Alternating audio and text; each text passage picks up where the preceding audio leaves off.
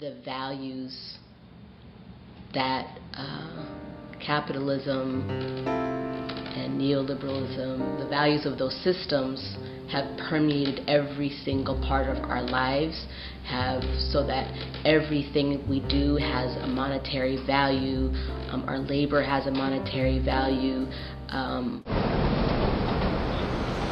Everyone can see your love is real.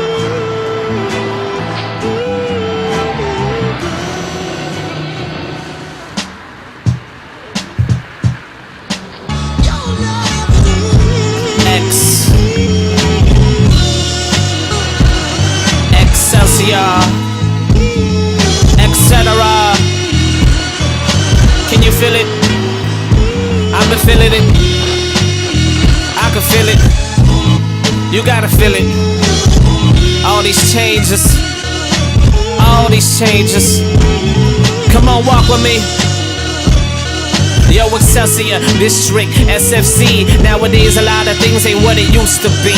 Went from anorak jackets, white tees to tight jeans. And as I walk this block, you might see a little more white kids riding their bikes quick. A couple Asian girls seem to all just like it. The culture is changing, the cost of living, but ain't much change with colonial thinking. Gentrification, individualism, multi-syllable terms like capitalism. Gotta teach them the basics, and some might hate it, cause the truth is ugly, but we all gotta face it. Goodness gracious, race relations, class and conflict, the poor's frustration. Vacation, never mama pops close up, trying to press a CD, hoping you blow up. Folks side hustle cause the state do more cuts. Neighborhood change, I'm sorta like hold up. I'm talking to my folks, but most say so what. I'm feeling all broke up, I miss that so much. Back in the days when I was still young, I'm not a kid anymore. So Excelsior District is got a great deal of diversity from all over the world, but we're also different from other districts because we don't have these extremes of wealth. I mean, looking at the last census, we were one of the districts with the lowest per capita income in San Francisco. It was either the Excelsior or it was Bayview, Hunters Point, and Potrero Hill, District 10. Which was interesting. And the difference, what's really wild about that though, is that when you look at Bayview, Hunters Point, you look at Potrero Hill, Visitation Valley, the main neighborhoods of District 10, there's a lot of public housing that's in there, right? So people who are in public housing are, really, really poor, don't have a lot of income coming in. And so we were almost like, tied with them. We don't have a lot of public housing here in District 11, which means that there's probably a greater range in income and wealth in District 10 than there is in District 11. Our working class and struggling class, really struggling class, is much greater number than in District 10 as well. And I think that's part of like the immigrant experience in this district. I came from Philippines, so reason bakit ako nagpunta rito is of course, economic reason, right? Parang maghanap ng trabaho, para matulungan yung pamilya ko sa Pilipinas. Pero mahirap para sa akin yung iwanan ko yung aking bansa, yung aking pamilya, yung aking mga mahal sa buhay. Ito hindi lang sa mga Pilipino. Ito ay problema ng iba't ibang lahi, like Latino, Chinese. Marami ditong iba't mga nag-migrate na ang issue ay halos pare-pareho. Like, of course, dahil ang unang dahilan kung bakit sila umaalis, kabuhayan, right? Pero siyempre, sino may hawak ng kabuhayan? Politics, right? Kung sino yung namumuno. Sino naman ang nagdadikta sa mga namumuno? Of course, number one, US, superpower, imperialista, right? So, like sa Philippines, hawak ng mga kapitalista ang lupa ng mga magsasaka. Ibig sabihin, instead na tayong nagmamayari ng ating lupa, dayuhan ang nagmamayari ng lupa. Pero kung may maganda sanang, kung may solusyon at mapaunlad natin ating bansa, walang sino man ang gustong iwanan ang kanilang bansa. The reason why we are here because of the US imperialism, right? San Francisco has more billionaires per capita than any other city in the country, and yet we have some of the poorest children in the whole country. As an Wells Fargo Bank, after the financial crash in 2009, their net profits, and they're based here in San Francisco, were over $12 billion. I think it was $12.3 billion. And while here in the city, just a few miles from their headquarters, 70% of African American children are living in poverty and living in extreme poverty and in extremely unsafe conditions that could easily be addressed with the resources, the wealth that's in this city.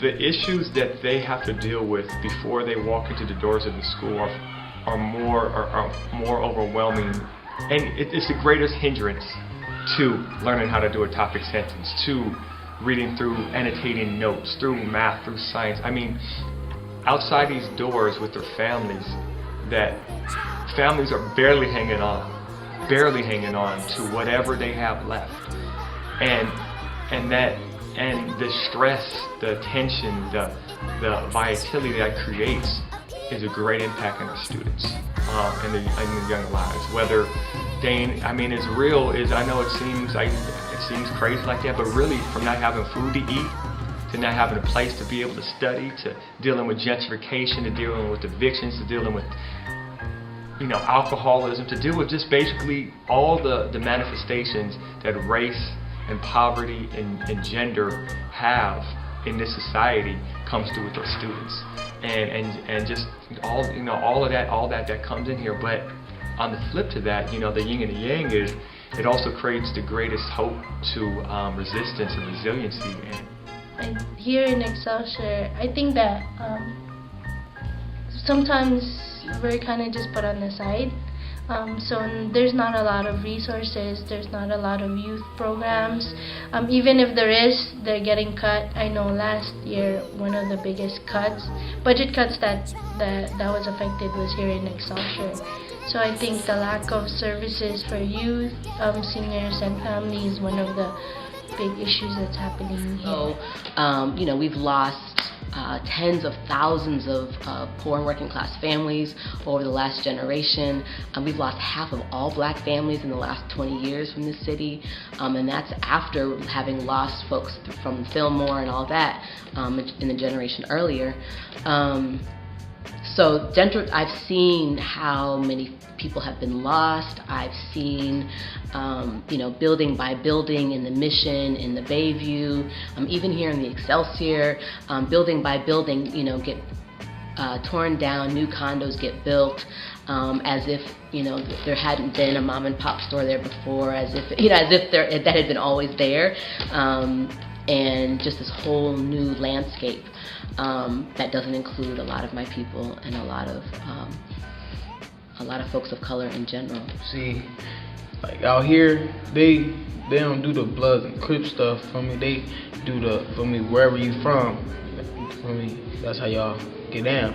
So me being from Trail Hill, I'm cool with a lot of people. A lot of people know me from everywhere. They cool with me. They know I don't do that stuff. But people from where I'm from, they go to other sets, jumping people. They see them on the bus, they gonna jump them, either get shot or something. For me, like it'd be a lot of people. Like the other day, somebody killed themselves by my house for just because he didn't want to go to jail or something for something he did during gang violence or something. So he killed himself.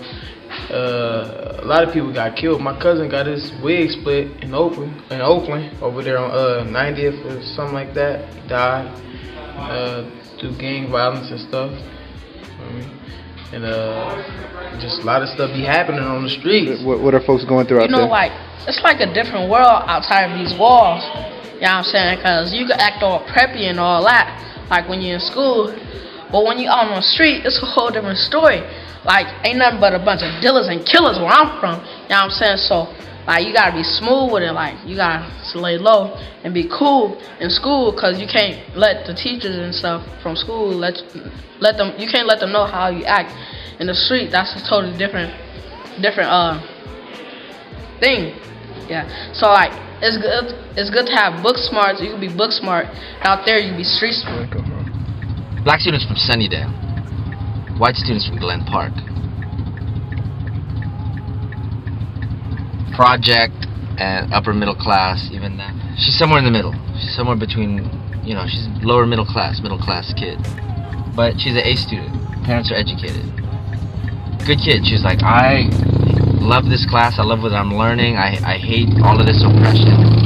And she's in this phase where she feels this white guilt. And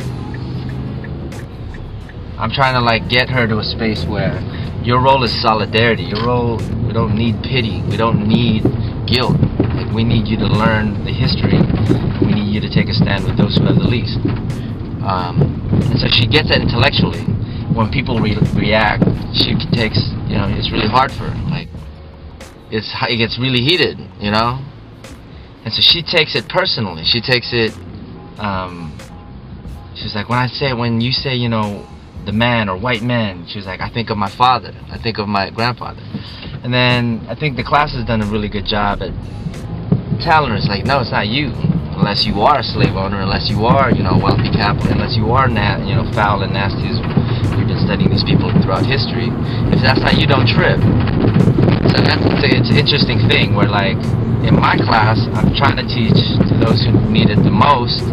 But within that class, there are elements, you know, it's small, but I'll have 2 or 3 white students or upper middle class students who don't have that same experience.